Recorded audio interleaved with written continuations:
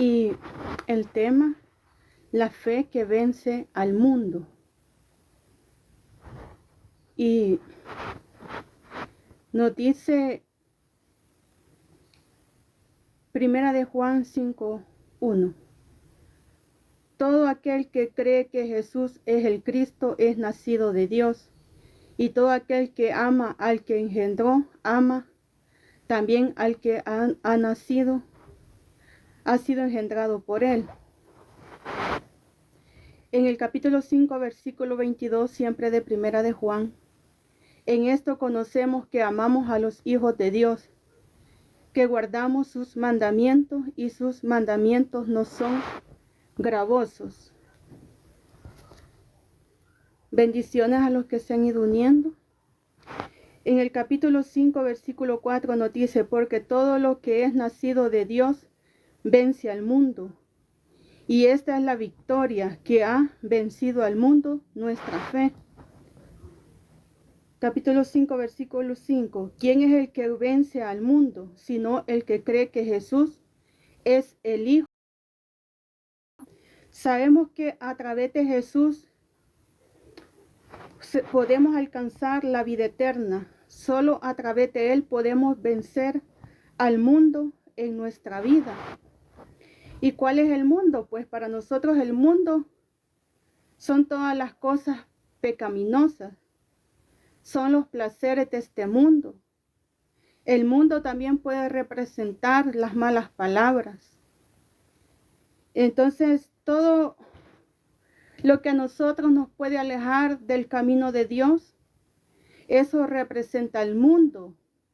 Si a nosotros nos gusta mucho la música, pero ponemos en primer lugar la música antes de buscar a Dios, antes de escuchar una alabanza, antes de darle adoración a Dios, entonces eso también representa el mundo para nuestra vida. Entonces, pero bienaventurado dice que es aquel que ha creído en Jesucristo, el que ha ejercido fe en Él, el que le ha recibido como su Señor, como su Salvador. Porque este dice que ha vencido al mundo. ¿Por qué? Porque la palabra nos dice que el que está en Cristo, nueva criatura es, y que las cosas viejas pasaron, y que ahora todas son hechas nuevas. Así que dice, sabemos que a través de Jesús se puede alcanzar la vida eterna. Solamente a través de Él podemos vencer al mundo en nuestra vida. Por eso dice, ¿quién es el que vence al mundo? Sino el que cree que Jesús es el Hijo de Dios. Por la fe dice la palabra que somos salvos. Por la fe en nuestro Señor Jesucristo podemos vencer esa montaña en nuestra vida. ¿Y cuál es la montaña? Puede ser la montaña de pecados, de enfermedad, de problemas que nosotros tengamos en nuestra vida, siempre y cuando nosotros tengamos fe en nuestro Dios, pues allí nosotros podemos vencer, porque la palabra dice que sin fe es imposible agradar a Dios. Entonces, para poderle agradar y poder recibir el milagro, es necesario que tengamos fe, que creamos que lo que le pedimos a Dios en el nombre del Hijo, pues lo recibiremos. Entonces dice, solo a través de Jesús podemos apartarnos de las cosas de este mundo. Sabemos que Jesús venció al príncipe de este mundo, muriendo y resucitando. Dice la palabra que el príncipe de este mundo ya está vencido. Y ya sabemos que el príncipe de este mundo es Satanás y sus demonios, ¿verdad? Él es el príncipe de este mundo.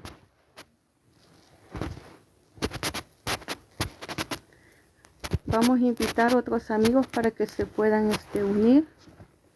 Dios bendiga a los que se van uniendo. Así dice que la palabra que el príncipe de este mundo ya está vencido, y ya dijimos que es Satanás y sus demonios, ¿verdad? Y Jesucristo dice que lo venció cuando murió y resucitó allá en aquella cruz. En 1 de Juan 5:6 dice, este es Jesucristo que vino mediante agua y sangre, no mediante agua solamente, sino mediante agua y sangre. Y el Espíritu es el que da testimonio porque el Espíritu es la verdad. Entonces, ¿qué significa que Cristo vino mediante agua y sangre? Dice, la sangre en la cruz se refiere al hecho de que Él vino a este mundo en carne como hombre. Vino en forma de carne de hombre para salvar a los pecadores y fue bautizado con agua. Por lo tanto, Jesús vino a nosotros tanto por el agua como por sangre. Entonces, agua y sangre en la Biblia, ¿qué significa? Bendiciones a los que se van uniendo. Que en la sangre y el agua que brotan del costado traspasado se revela el sentido profundo de toda existencia de Cristo, que ha llegado a su plenitud en el momento de su muerte, y se nos muestran las gracias, dice, que brotan de la cruz y que se derraman sobre toda la humanidad. Buenos saludos, bendiciones a los que se están uniendo. Dice, los azotes que Jesús soportó consisten en 39 latigazos. El látigo llamado flagrum era de correas de cuero trenzados con bolas de metal y trozos de huesos afilados. Dice que las bolas añadían peso al látigo, causando profundos moretones y fuerte dolor. Los trozos de huesos servían para cortar la carne. Y por eso la palabra dice que Jesucristo fue flagelado, ¿verdad? Cuando Él lo azotaban, su carne fue cortada a través de los latigazos. Porque como dice aquí, los trozos de huesos servían para cortar la carne. Los golpes eran tan severos que los músculos del esqueleto, las venas subyacentes, dice, los tendones y los intestinos de las víctimas quedaban expuestos. La víctima colapsaría o se desmayaría debido a la baja presión sanguínea, pues a través de estos azotes, de estos golpes, ¿verdad? Dice que los riñones se detendrían para preservar los fluidos corporales. La persona experimentaba una sed extrema, ya que el cuerpo deseaba reponer los fluidos perdidos. Entonces todo esto fue lo que le aconteció a nuestro Señor Jesucristo cuando murió allá en aquella cruz, ¿verdad? Que antes de irlo a crucificar, lo azotaron. Padeció por todos nosotros los pecadores, para que ninguno de nosotros, dice la palabra, tenga que morir sin Dios y sin esperanza, sino que procedan, dice, a un arrepentimiento. Así dice que hay evidencia de que Jesús experimentó un shock hipovolémico como consecuencia de ser azotado cuando Jesús llevó su propia cruz al Gólgota. Se desplomó, dice. Entonces cuando salían, hallaron a un hombre de Cirene que se llamaba Simón. A este le obligaron a que llevase la cruz. Pues esto según Mateo 27, 32 al 33.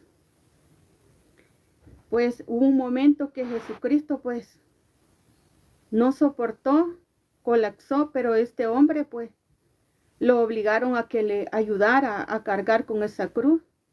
Y dice que Simón le ayudó a Jesucristo hasta el final de la colina. Le ayudó a llevar la cruz. Entonces dice que este colapso indica que Jesús tenía baja presión sanguínea otro indicador de que Jesús sufrió un shock hipovolémico, que ha sido el hecho de que dijo que estaba sediento en el momento de que fue colgado en la cruz. Entonces esto según Juan 19:28, cuando Jesús dice que tenía sed. Entonces creo que ya hemos escuchado esto, ¿verdad? Que cuando Jesucristo fue crucificado, hubo un momento que él pidió agua, dijo que tenía sed, pero los soldados romanos, en vez de darle agua, dice que mojaron un hisopo. Entonces, un hisopo antes era como una vara larga, ¿verdad? Y le ponían una esponja en la punta y esa la remojaron, dice, con vinagre. Y le dieron a beber vinagre en vez de darle agua. Entonces, porque estos soldados romanos no habían creído en Jesucristo. Ellos mismos lo mataron, ¿verdad? Lo azotaron. Le dieron muerte.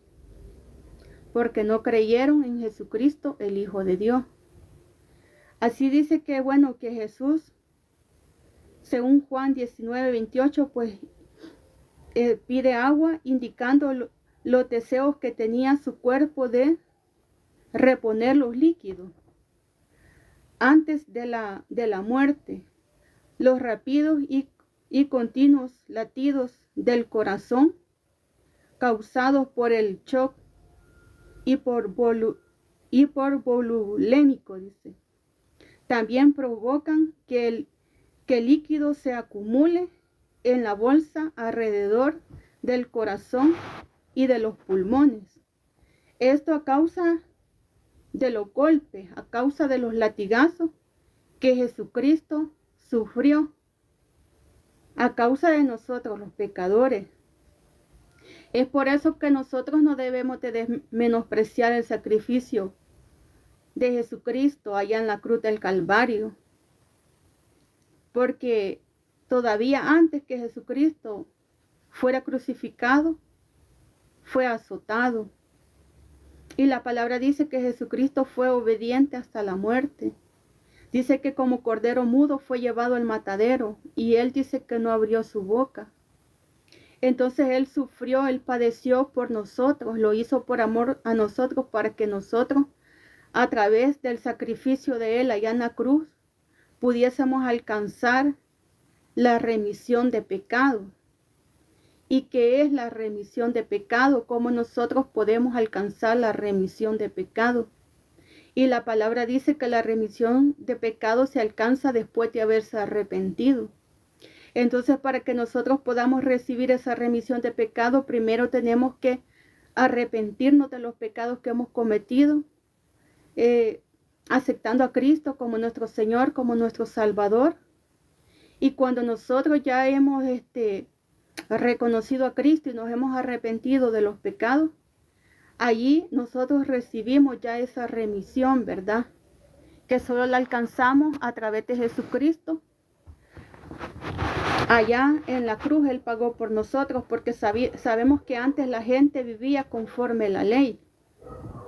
En el Antiguo Testamento, la gente vivía conforme a la ley y antes dice que hacían sacrificios de animales engordados y de machos cabríos. Entonces dice que cuando ellos pecaban y querían, dice, como arrepentirse de los pecados, dice que ellos pues ofrecían un sacrificio a Dios. Entonces, para que según ellos los pecados le fueran perdonados, pero dice que a un principio pues Dios aceptaba los sacrificios, pero más no aceptaba los sacrificios cuando, digamos, hacía el sacrificio, pero andaba en pecado, andaba en desobediencia. En el libro de Ezequiel dice que algunos ofrecían sacrificios, dice, pero despojaban a las viudas de sus pertenencias, dice que engañaban a los huérfanos. Entonces dice de que como que ellos se aprovechaban de las viudas con engaños o con amenazas y les quitaban sus casas, les quitaban sus terrenos. les quitaban sus pertenencias. Entonces, cuando el mandamiento de Dios era de que tenían que apoyar a la viuda, ayudar al huérfano, y entonces ellos hacían lo contrario, en vez de ayudarles, les quitaban lo poco que ellos tenían. Y así después ellos venían y ofrecían sacrificio. Entonces esos sacrificios a Dios no le agradaban. Dice que algunos aún mataban y después le ofrecían sacrificio a Dios. Entonces dijo Dios que ya estaba harto de esos sacrificios que le eran abominables. Entonces ya Dios ya no quería que le ofrecieran ningún sacrificio porque sabían que muchos sacrificios estaban manchados de sangre, estaban manchados de hurto. Entonces ya Dios estaba hastiado, aparte que esos sacrificios de animales engordados y de machos cabríos en sí no podían hacer que los pecados fueran perdonados del todo. Entonces, pero más cuando Jesucristo vino a pagar por nosotros, Él fue el que hizo el último sacrificio y fue el sacrificio que Él hizo allá en la cruz del Calvario. Entonces ya cuando Jesucristo murió por nosotros los pecadores y resucitó, pues ya no hubo necesidad de hacer sacrificio de animales engordados ni de machos cabríos, sino que a través de Jesucristo lo único que nosotros necesitamos hacer es confesarle los pecados a Él, ¿verdad? Nuestro Señor Jesucristo. Arrepentirnos, pedirle perdón a Él y recibiéndolo a Él como nuestro Señor, como nuestro Salvador, pidiéndole que perdone nuestros pecados, que nos inscriba en el libro de la vida y declarando pues que Él es nuestro Señor. Entonces es allí cuando ya Dios nos perdona y a nosotros no necesitamos de andar haciendo ya sacrificios para ser perdonados, ni ir a hacer penitencias, ni hincarnos por una hora por un patio caminando, hincado bastante. Ya esos sacrificios ya no, porque ya Jesucristo, Él ya pagó por nosotros.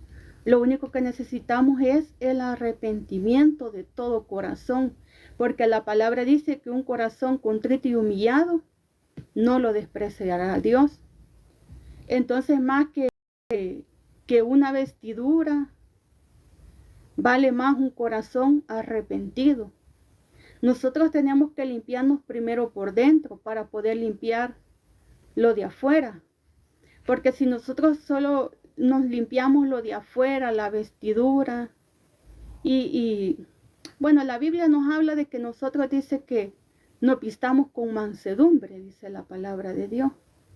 O sea, que no andemos cosas indecorosas, ni peinados ostentosos, dice. O sea, no quiere decir que no nos vamos a peinar, que no nos vamos a arreglar, porque a veces hay gente que tiene esa equivocación, que porque la Biblia dice que no se peine con peinados ostentosos, piensa que no se tiene que peinar, que no se arregle el pelo, que tiene que andar allí bien mechuda. Y no es que los peinados ostentosos en el tiempo de antes eran como unas colas altas que se hacían como unos moños. Y eran unas cosas así como levantadas. Y antes la gente pues como usaba unos tipo prendedores o ganchos como con cadenas, ¿verdad? Con perlas y cosas. Entonces la gente de antes que podía usar esas cosas pues se hacía esos peinados con volumen y se ponía sus cadenas, sus ganchos con cadenas y todo eso. Entonces Dios dijo de que no nos teníamos que peinar así pues con volumen y con un montón de joyas en la cabeza. Esos son los peinados ostentosos que la Biblia dice, no dice que no nos peinemos. Y cuando dice que nos vistamos decorosamente es un vestuario, o sea, de que no andemos enseñando el cuerpo, pues de que andemos formal. Entonces hay lugares de que le exigen que use, digamos, un vestido, una falda hasta los pies, que no se le ven los zapatos, que anden solo así, a veces hasta las mujeres de manga larga, con manto. Entonces, esa es la obediencia de cada persona, ¿verdad? El que lo vea y se siente bien andando con manto, con una vestidura súper larga que no se le ven los zapatos, y así se siente bien, pues gloria a Dios, ¿verdad? Tampoco no se le va a quitar de que se quiera vestir y se quiera consagrar para Dios. Pero si nosotros nos vestimos con modestia, como dice la palabra, tampoco hay problema. O sea, que no andemos la vestidura hasta los pies, sino que andemos cubiertos. Entonces, es lo que la palabra pues nos dice, pero de nada nos serviría que nosotros usemos una vestidura hasta los pies, que no se lo vean ni los zapatos, y un manto grande, si el corazón no ha cambiado, si la mente, el pensamiento malo no ha cambiado, si las malas obras no han cambiado. Entonces, de nada nos serviría una gran vestidura. Para que nosotros podamos usar una vestidura así, primeramente tenemos que cambiar de lo de adentro de nosotros, pues ser diferente. Porque la palabra dice que por el fruto se conoce el árbol. Entonces usted puede ver una persona bien vestidita, pero si usted le ve mal fruto, usted dice, bueno, la vestidura dice una cosa, pero los hechos dicen otra. Entonces es por eso que nosotros, para que no sirvamos de piedra de tropiezo a nadie, tenemos que pedirle a Dios que nos cambie la mente, que nos cambie el corazón, que nos cambie el pensamiento, que nos haga nuevas personas, que nos haga nuevas criaturas. Porque la palabra dice de que el que está en Cristo nueva criatura es, y que las cosas viejas pasaron y que ahora todas son hechas nuevas, dice. Entonces cuando nosotros venimos a Cristo, Él hace un cambio en nuestra vida. Siempre nos va a cambiar en algo y nos va a ser diferente, pero como seguimos en esta vida, ¿verdad? En este mundo de pecado, y quieras o no, mientras estemos en esta vida, en este cuerpo, siempre vamos a tener dificultades, siempre nos vamos a enojar, siempre van a haber cosas que no nos gustan, siempre van a haber cosas con las que le fallamos a Dios. Entonces anteriormente ya hemos hablado que parte de los frutos de la carne también es la ira, el enojo, la soberbia, la altivez de corazón. Y todas estas cosas dice la palabra que no le agradan a Dios, porque todo eso dice la palabra que impide a que la presencia de Dios se mueva en nuestra vida. Si nosotros estamos airados, Dios dice que no mora en un corazón enojado. Por eso nosotros tenemos que tener paz en el corazón, pedirle a Dios que nos quite toda ira, que nos quite todo enojo, que nos quite todo resentimiento. Porque con solo resentimiento que nosotros tengamos en el corazón, y aunque no andemos pecando, y aunque no estemos bien bravos como dicen, pero si estamos con ese dolor en nuestro corazón, en ese resentimiento, a veces el resentimiento no deja que la presencia de Dios fluya en nuestra vida. Por eso es que tenemos que pedirle a Dios que nos ayude a despojarnos de todo enojo, de todo resentimiento, de toda raíz de amargura. Si hay odio en el corazón también, que libere eso, que arranque todo odio, todo rencor. Si hay envidia, reprender esa envidia, porque eso es un gran mal espíritu que hay que echarlo fuera. Porque nosotros no vamos a prosperar a través de la envidia, sino que vamos a prosperar teniendo la paz de Cristo y pidiéndole las bendiciones a Dios, que sea Él el que obre en nuestra vida. Entonces, cuando nosotros le clamamos a Dios que nos despoje de todas esas cosas, es cuando la presencia de Dios va a fluir en nuestra vida. De lo contrario, pues nos va a costar mucho, ¿verdad? O a veces la presencia de Dios llega a nuestra vida, porque a mí ya me ha pasado. La presencia de Dios nota paz, nota armonía. Es como una presencia, cuando uno lo administra, como un calorcito de la cabeza para abajo, así, que le da paz a uno, y si a uno le duele algo, se le quita. La presencia de Dios a veces llega cuando uno tiene un problema y uno siente como algo que está así como como, no sé ni cómo explicarle, pero como algo que le da paz, armonía, como un calorcito. Entonces, si uno medita en eso y se da cuenta de que la presencia está ahí, uno logra llenarse de la presencia de Dios, del Espíritu Santo. Pero si uno está pensando más el problema e ignora que la presencia de Dios le llegó, entonces el Espíritu Santo se contrista y se va, porque la presencia de Dios es el mismo Espíritu Santo. Entonces se contrista y se va. ¿Y qué pasa? Que uno siempre sigue en el problema, pensando en el problema, angustiado, cuando la presencia de Dios ya llegó a consolarlo a uno y hasta darle respuesta. Pero a veces uno rechaza eso inconscientemente. ¿Por qué? Porque está más metido pensando en el problema que viendo la victoria que Dios le está dando. Entonces es por eso que también tenemos que aprender a conocer la presencia de Dios. Cuando nosotros estamos angustiados en aflicción, hay personas que dicen se querían suicidar y ahí la presencia de Dios llegó a consolarlos, a libertarlos, a que no se suicidaran. ¿Pero por qué? Porque atendieron a la presencia cuando llegó y le pusieron cuidado y dijeron, pues aquí está Cristo para ayudarme. Pero si uno se llena de soberbia y uno dice, no, yo voy a hacer esto, la presencia de Dios puede estar allí y se va a contristar y se va a ir porque por la misma soberbia. Por eso que la palabra nos dice que no tenemos que ser soberbios, porque la soberbia no deja que la presencia de Dios more y aunque Dios nos llegue a visitar. Entonces por eso que nosotros como seres humanos tenemos que aprender a conocer la presencia de Dios. No es fácil porque nosotros estamos acostumbrados al pecado, a las cosas de este mundo, a todo lo que nosotros vivimos a diario. Entonces la presencia de Dios es algo sobrenatural que a veces cuando uno está angustiado cuesta percibirla, pero si le ponemos atención, le ponemos cuidado, sí la podemos sentir y nos podemos llenar de su presencia cuando empezamos a sentir ese calorcito, esa paz, esa tranquilidad. Si nos dolía algo y sentimos ese calorcito y sentimos que acá el dolor ya se nos está yendo, allí está la presencia de Dios. Solo que nosotros tenemos que agarrar esa bendición, tomarla, hacerla nuestra, no ignorarla. Entonces, ¿qué quiere decir esto? Que Dios nos ama con amor eterno. Aunque seamos pecadores, dice que Él ama al pecador, pero aborrece el pecado. Como pecadores Él nos ama, pero ya no quiere que sigamos pecando. Porque dice la palabra que cuando aquella mujer la encontró en pecado, dice que la querían apedrear. Y Jesucristo le dijo, el que esté libre de pecado, tira la primera piedra. Y entonces dice que ninguno de ellos la apedreó porque todos sabían que eran pecadores y se fueron y la dejaron a la mujer sola. Y ahí estaba Jesús. Y Jesús le dijo, ¿a dónde están los que te acusan? Ninguno, Señor, todos se fueron, le dijo. Entonces, yo tampoco te acuso, le dijo el Señor. Vete, le dijo, y no peques más. Entonces, ahí vemos que Jesucristo al instante la perdonó. Pero le dijo, ya no sigas pecando más.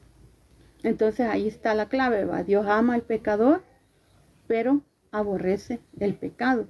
Entonces nosotros tenemos que ser obedientes a la voz de Dios y cuando Dios nos ha perdonado algún pecado, no ser como, bueno, yo he conocido gente en las iglesias que a veces Dios les perdona un pecado y se sienten como que son los hijos de papi, ¿verdad? Que solamente ellos son y que ellos pueden pecar y pueden seguir pecando y que no pasa nada, que Dios los perdona.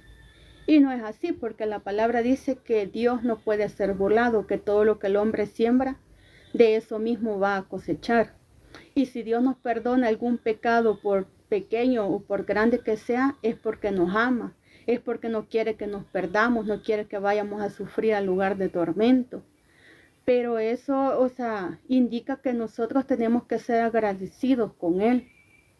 Y reconocer que somos pecadores, no creer que estamos bien solo porque Dios nos perdonó, sino que ser agradecidos y seguir buscando su presencia, porque si nosotros nos envanecemos creyendo que podemos seguir pecando y que Dios siempre nos perdona, el detalle es que puede llegar un momento en que Dios se canse y ya no nos perdone. Y allí sí va a ser un problema, porque ¿qué va a ser de nuestra alma? Porque la palabra dice que el que pecara, dice, deliberadamente, ya no queda más, dice, remisión por los pecados de ellos, dice, sino una horrible expertación de juicio. Y juicio, que vamos a ser enjuiciados, pues por los pecados, por la maldad, porque habiendo conocido a Cristo, seguimos de necios haciendo lo malo. Entonces es por eso que nosotros tenemos que ser temerosos de Dios. Pues el otro día estábamos enseñando en el libro de Proverbios 1:7, donde dice que el principio de la sabiduría, dice, es el temor a Dios. Y hablábamos que el temor a Dios no es que, tenemos miedo, ¿verdad? Y que Dios me va a castigar. A otros hasta dicen, Dios me va a matar, porque en las iglesias a veces le enseñan eso. Mire que usted anda pecando, Dios lo va a matar, le dice. No le hablan del amor de Dios, no le hablan del perdón. Que sí, la palabra dice que hay que exhortarlos si andan en pecado, con espíritu de mansedumbre, y considerándote a ti mismo, no sea que también tú caigas.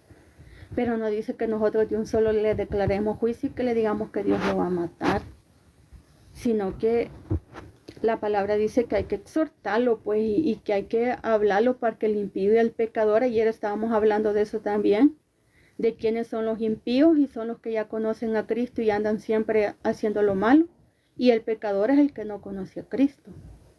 Pero la palabra dice que si nosotros vemos que el impío y el pecador anda por mal camino, dice que nosotros tenemos que al impío exhortarlo con espíritu de mansedumbre y hacerlo volver al camino. Y al pecador pues evangelizarlo y hablarle de la palabra, porque él no conoce de Dios. O sea, como no le hablan, piensa que todo es normal. Entonces por eso hay que evangelizarlo y hablarle del amor, del perdón de Dios. Y también que también vienen juicios cuando uno es desobediente, ¿verdad? Y que también hay lugar de tormento para todo aquel que no obedece a Dios y todo aquel que muere sin Dios y sin esperanza. Porque esto hay que decirlo, no estamos condenando a nadie, porque nosotros no somos jueces. La palabra de Dios dice que Dios, Jehová de los ejércitos, Él dice que no juzga a nadie, sino que todo el juicio, dice, se lo dejó a nuestro Señor Jesucristo. Y dice que nuestro Señor Jesucristo dice que nos va a juzgar en aquel día, sean nuestras obras hechas buenas, dice, o sean nuestras obras hechas malas. Entonces, dependiendo de lo que nosotros hicimos en esta tierra, así vamos a ser juzgados. Y dependiendo a eso, también así vamos a ser condenados. Porque la palabra nos dice en el libro de Mateo, por tus palabras, dice, serás justificado. Pero por tus palabras, dice, también puedes ser condenado. Y de toda palabra ociosa, dice, que el hombre hablara en esta tierra, dará cuenta, dice, en el día del juicio. ¿Y qué son las palabras ociosas?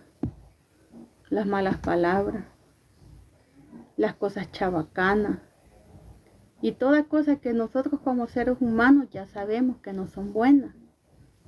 Porque Dios nos ha dado, dice, 5 sentidos y nos ha dado conciencia. Y nos ha dado una inteligencia tan grande que nosotros, sin que nadie nos diga, sabemos lo bueno y sabemos lo malo. Entonces dice que de toda palabra ociosa que el hombre hablara, o sea, no, cuando dice el hombre se refiere a hombres, mujeres, jóvenes, niños, o sea, se refiere en general, no solo a los hombres. Darán cuenta, dice, en el día del juicio. Es por eso que si hay malas palabras, hay que empezar a clamar a Dios. El que dice malas palabras, palabras oeces, el que le gusta las chabacanadas, como dicen, órele a Dios. Yo no lo estoy criticando, porque yo igual soy ser humana necesitada de Cristo. Yo tal vez no soy malcriada ni chabacana, pero tengo otras cosas que necesito que Dios me ayude a cambiar. Todos tenemos diferentes pecados, todos. En este mundo nadie se salva. Por eso es que nosotros necesitamos al Hijo de Dios para ser perdonados, porque todos le hemos fallado a Dios. En cuanto todos pecaron, dice la palabra, que fueron destituidos de la gloria de Dios. Pero a través de Jesucristo, ¿verdad? Ya hablamos que podemos alcanzar la salvación y la vida eterna, siempre y cuando nos hayamos arrepentido. Pero entonces, si hay malas palabras en la boca, hay que orarle a Dios. Esa oración es la llave para estar en paz con Dios, para que Él nos conteste las súplicas del corazón. Orar, clamarle que si hay malas palabras, que le quite esas malas palabras. Si hay palabras oeces, que lo libere de esas palabras oeces. Si hay chabacanada, que lo libere de eso, porque a la carne le gusta eso. Se goza a veces de la maldad.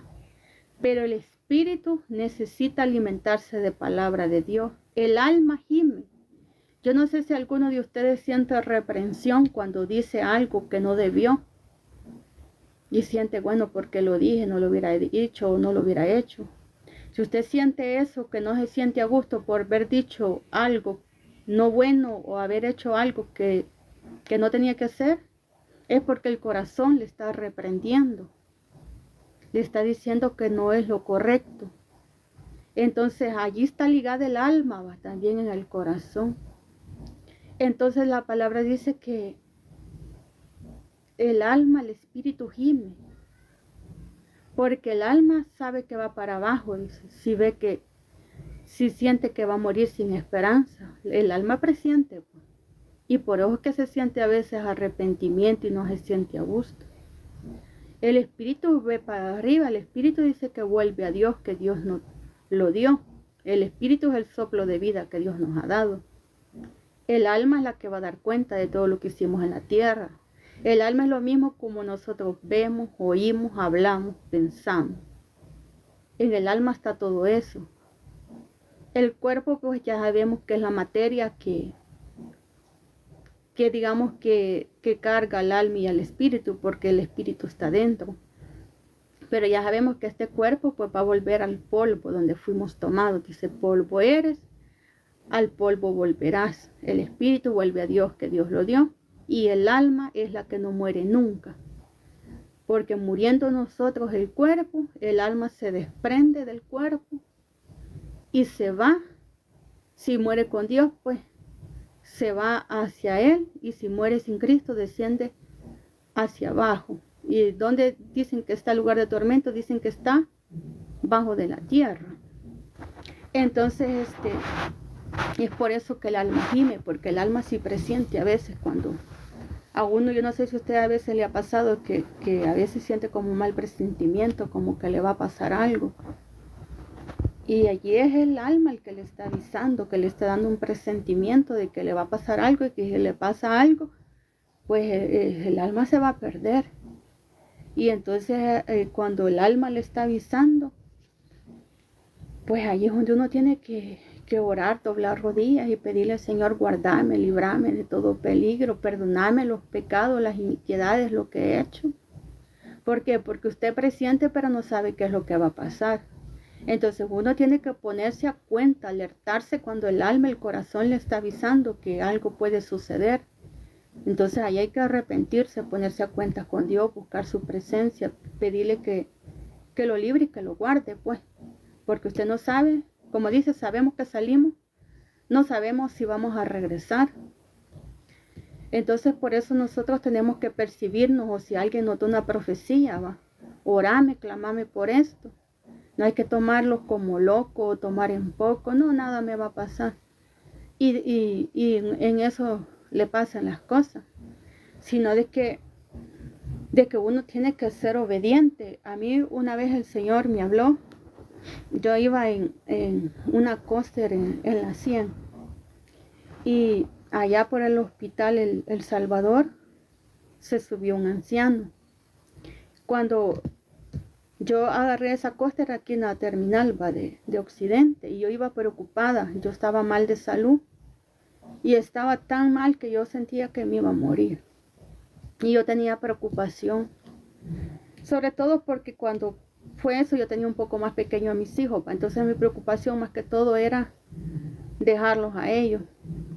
Y me sentía preocupada, y bueno, cuando ya iba yo allá por el hospital El Salvador, se sube ese anciano y se sentó casi hacia los asientos de la par de donde yo iba. Yo no lo conocía, ni creo que él me conozca. Y de repente me dijo, me acaba de hablar Jehová en voz audible, me dijo. Dice Jehová, me dijo, que larga vida le da, me dijo, pero clame por una prueba que le viene, me dijo. Entonces ahí yo analicé, dije yo preocupada, que siento que me voy a morir, y Dios me está diciendo por este anciano que me da larga vida, y él no sabe nada de mis preocupaciones. Entonces yo creí cuando me dijo eso, porque él no me conocía. Entonces, bueno, yo cuando me dijo clame por la prueba que le viene, yo me fui orando ahí en la coaster, ¿verdad? Me fui orando. Bueno, y cuando ya yo llegué, ¿verdad?, al lugar donde yo iba. Bueno, llegué a la casa y empecé a hacer limpieza. Bueno, y cuando llego veo que el vecino había botado un palo de mango y toda la basura del palo de mango lo había tirado para el terreno de la casa. y estaba aquello lleno de hojas, ¿verdad? Y de ramas secas. Bueno, yo me puse a limpiar y a lo lejos, como así como al siguiente terreno, yo le puse fuego a una basura que estaba ahí. Pero como ya eran como eso de las 12 del mediodía, vengo yo y me voy a hacer el almuerzo. Y dejé la basura prendida ahí. Cuando de repente yo salgo, como hizo viento, quizás el viento se llevó una chispa y empieza a agarrar fuego al lado del otro terreno donde habían botado el palo de mango. Y el palo de mango lo habían botado cabal atrás de la casa, ¿verdad? Y empiezan aquellas llamaradas y peor que hasta habían tirado botellas de gaseosa, un montón de plástico, o sea, como que de basurero habían agarrado allí el terreno detrás de la casa. Puño de basura, de plástico y más todo el puño de hojas secas. Y no había agua, ese día no había agua. Y empiezan aquellas llamaradas y empiezo a ver yo que ya las llamaradas iban para adentro del techo de unas hendiduras que habían así del techo y bueno, y salgo yo corriendo para adentro a querer apagar las llamas que iban para adentro. Yo solo tenía un guacalito de agua y con ese guacalito de agua chiquito le empecé a aventar agua y clamándole ahí a Dios inmediatamente, pues, que tuviera misericordia, que la casa no fuera a agarrar fuego.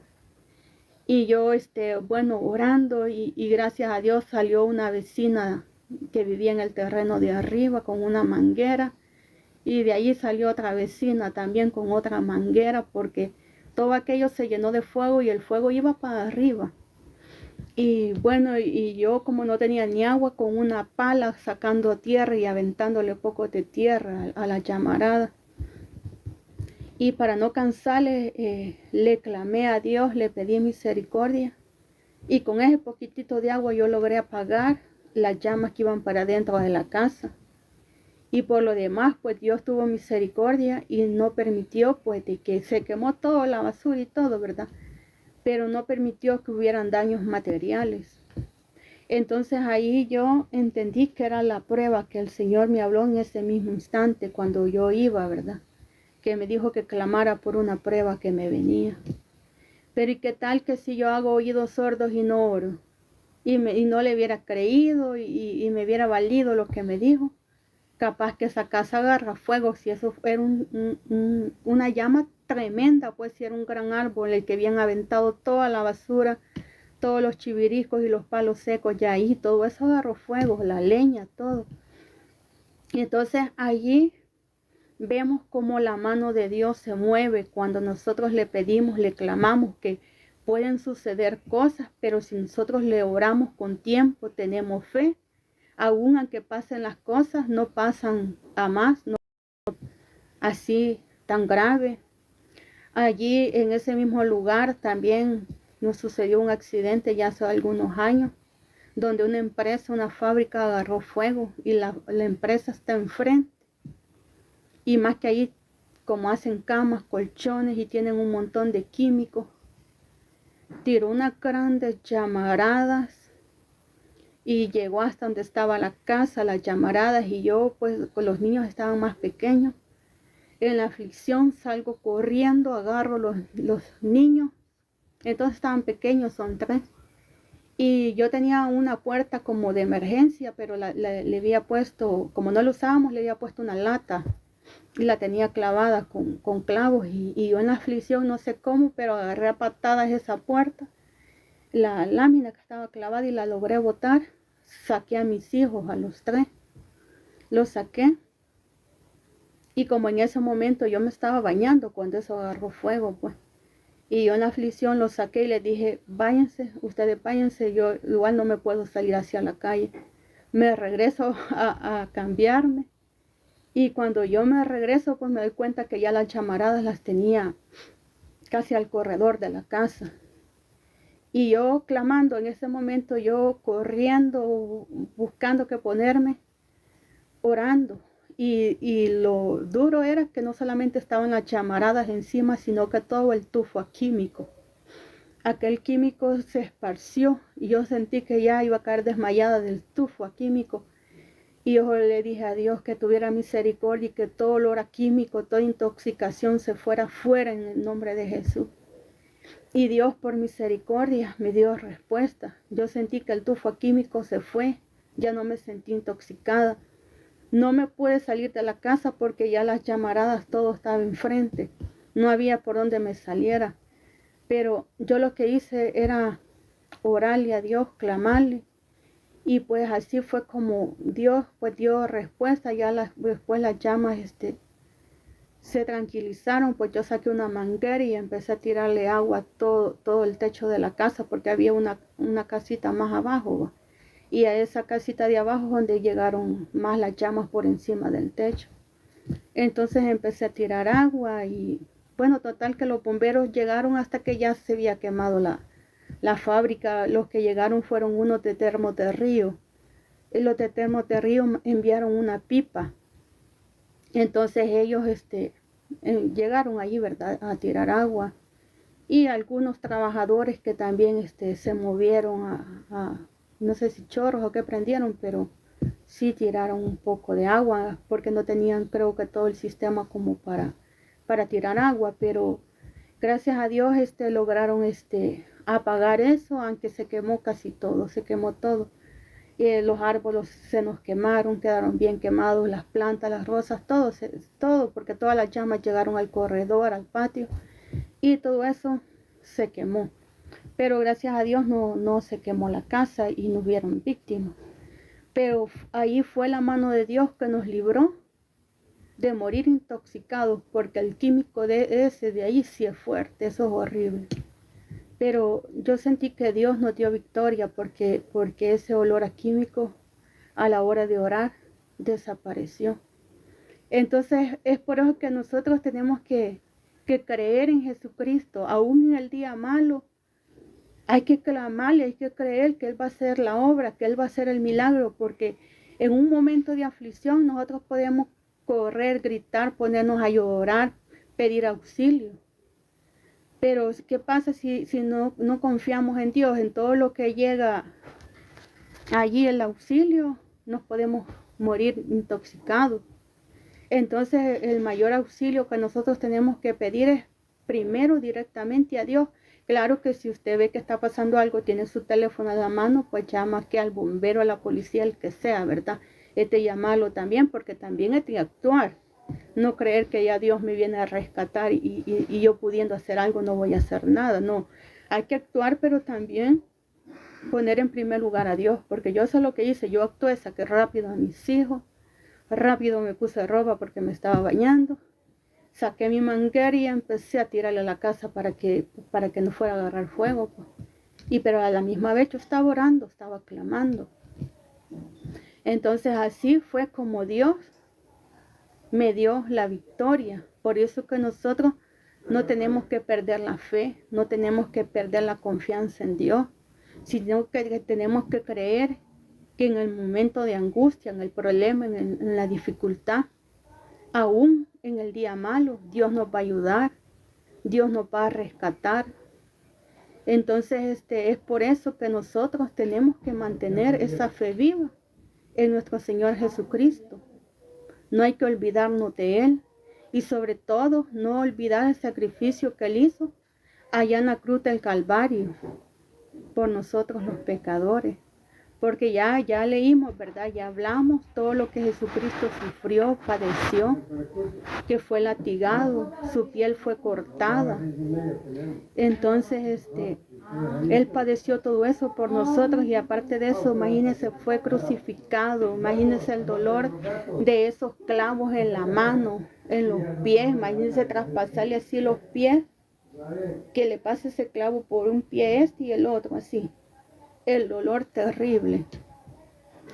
Lo único que a Jesucristo no le hicieron fue de que le cortaran como le quebraran las piernas, porque dice la palabra de que a los que crucificaban, dicen de que a algunos dice que les quebraban las piernas cuando iba a ser el tiempo de la Pascua.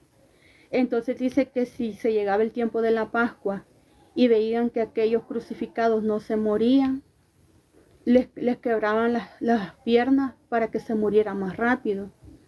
y poderlos bajar de allí, ¿verdad? Para que en el tiempo de la Pascua pues ya no tuvieran crucificados ahí.